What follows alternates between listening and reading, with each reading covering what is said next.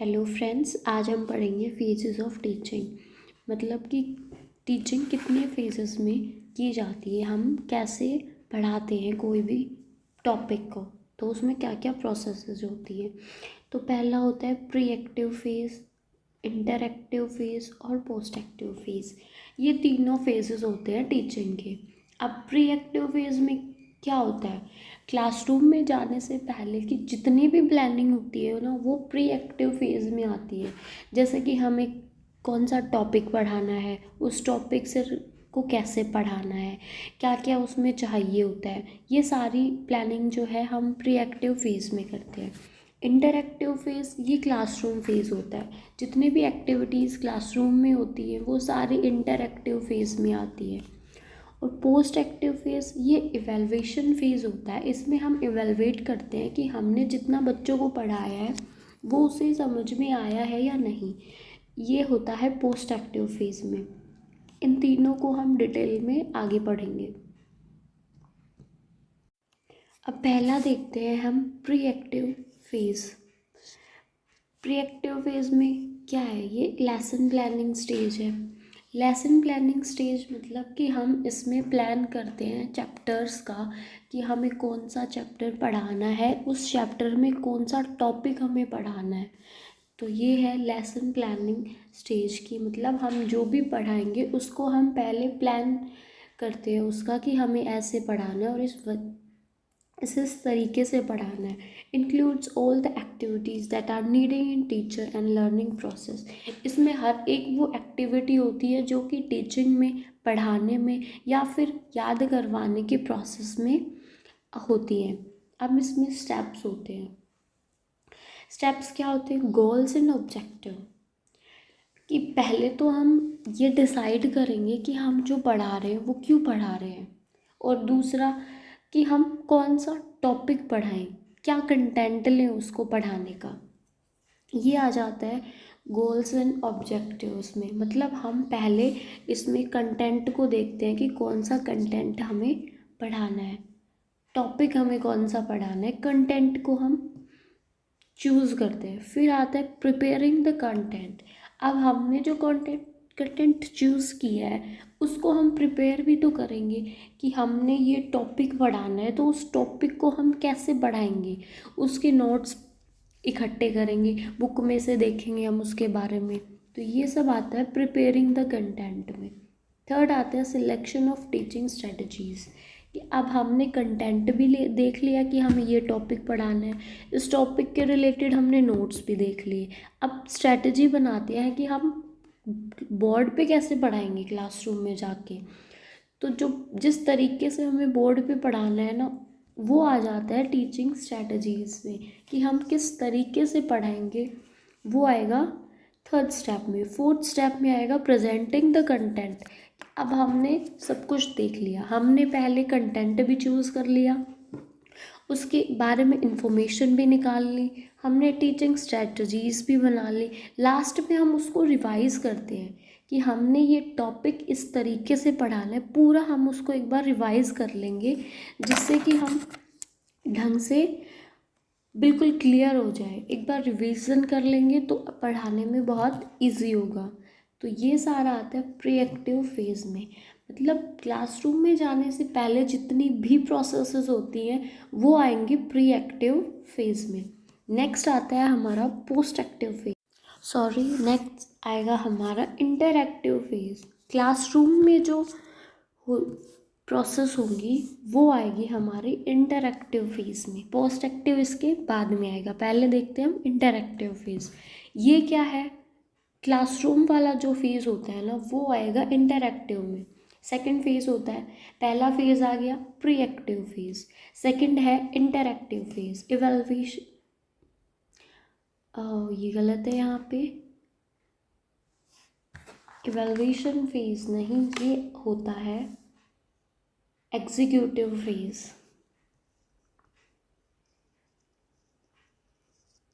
Executive phase, इसको हम executive phase भी बोलेंगे।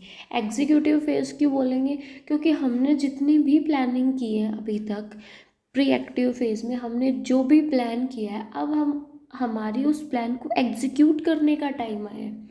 हमने जितनी भी तैयारी की, कंटेंट प्रिपेयर किया, स्ट्रेटजीज बनाई, उसके बारे में इंफॉर्मेशन निकाली, अब वो सारी हमें यहाँ पे एग्जीक्यूट करनी है। तो इसलिए हम इसको एग्जीक्यूटिव फेज़ भी बोलते हैं। क्या बोलेंगे हम इसको? Executive phase. इंटरैक्टिव फेज़ का दूसरा नाम एग्जीक्यूटिव फेज़ भी होगा।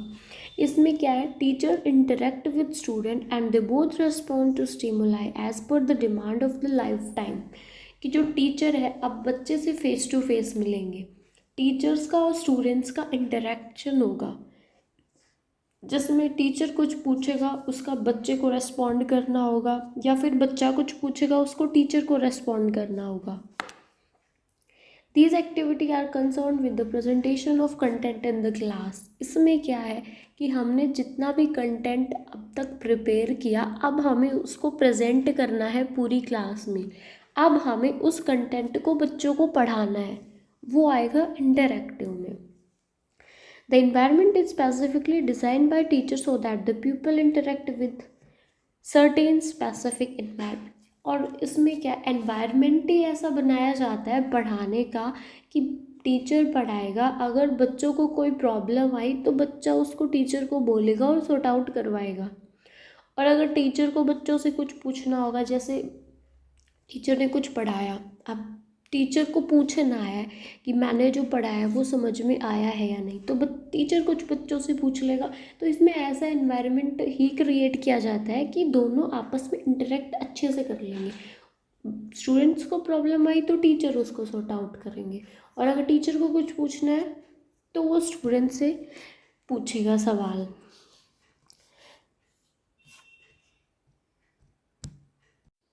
अब हम देखते हैं इंटरैक्टिव फेज़ के स्टेप्स की कौन कौन से स्टेप है जिससे हम इंटरैक्टिव होते हैं। पहला देखते हैं हम साइजिंग ऑफ द क्लास। कि टीचर का पहला काम क्या है क्लास रूम में एंटर करते ही, कि पहले वो देखेगा कि क्लास तो सही साइज़ की है ना, हर एक बच्चा कंफर्टेबली बैठा है या नहीं, हर एक बच्चे के पास बैठने के लिए स्टेबल है या नहीं। तो सबसे पहले वो देखेगा क्लास की साइज़ को। फिर डायग्नोसिस ऑफ द लर्नर। इसमें क्या आता है कि वो डायग्नोस करेगा कि बच्चे की जो प्री नॉलेज है वो कितनी है उस टॉपिक को लेके, कि कितना बच्चा उसको पहले से जानता है उस टॉपिक के बारे में। फिर देखेगा उसका इंटरेस्ट है या नहीं। टीचर का काम होता है कि उस टॉपिक को इंटरेस्टिंग बनाना बच्चों को, ताकि बच्चे उसको आसानी से समझ सके। तो वो डायग्नोस करेगा कि मैं जो पढ़ा रहा हूँ उसकी प्री नॉलेज कितनी है बच्चों में, कितना वो लोग जानते हैं उसके बारे में। Initiation and response. इसमें क्या आता है? Action and reaction. Action and reaction means कि अब टीचर ने पढ़ा दिया, अब क्या है कि टीचर बच्चों से सवाल पूछेगा। कुछ टीचर ने सवाल किया बच्चों से, तो वो देखता है कि बच्चे रिस्पॉन्स कितना दे रहे हैं उसके पूछने पे। वो आ जाता है इनिशिएशन एंड रिस्पॉन्स, कि टीचर ने एक्शन लिया, बच्चों ने उसका रिएक्शन कैसे दिया, रिएक्ट किया या नहीं। इससे उसको ये पता लगेगा कि बच्चों को समझ में कितना आया है। अब दो चीज़ें बहुत इम्पोर्टेंट होती है, एक तो फीडबैक एंड रीइंफोर्समेंट और दूसरा प्रेजेंटेशन। प्रेजेंटेशन में क्या होता है?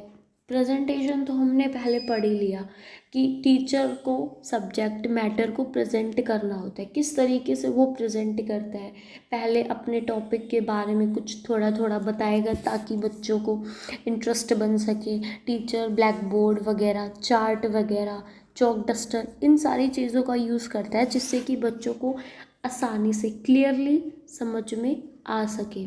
तो वो हो जाएगा प्रेजेंटेशन, कि कितना अच्छे तरीके से जो टीचर है वो प्रेजेंट करता है अपना स्टडी मटेरियल।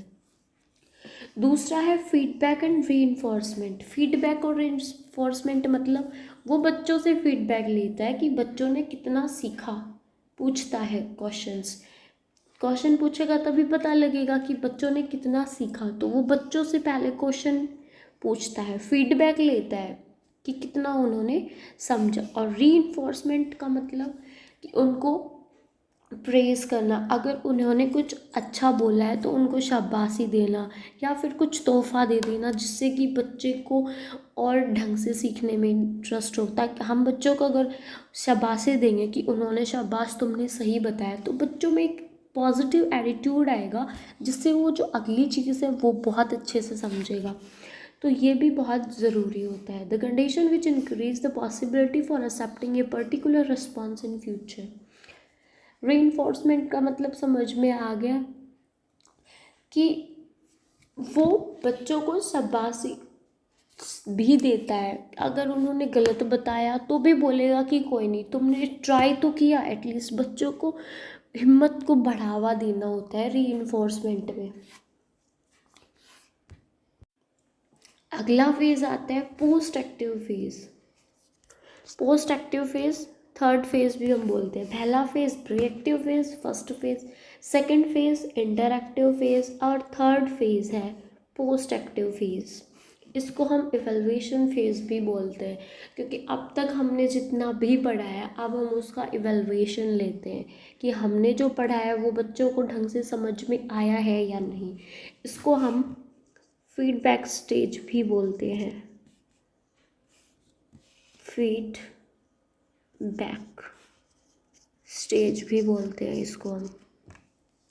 फीडबैक स्टेज मतलब फीडबैक लेना कि बच्चों को कितना समझ में आया है, तो वो होगा पोस्ट एक्टिव फेज में। हम इन सारी चीज़ों के बारे में पता चलेगा। इसमें हम देखते हैं कि हमने जो गोल्स बनाए थे, प्री प्लानिंग की थी प्री एक्टिव फेज में कि हम ये गोल लेके बच्चों को समझाएंगे, वो गोल कंप्लीट हुआ या नहीं, अचीव उन्होंने किया है या नहीं, ये चीज़ें हम देखते हैं पोस्ट एक्टिव फेज में।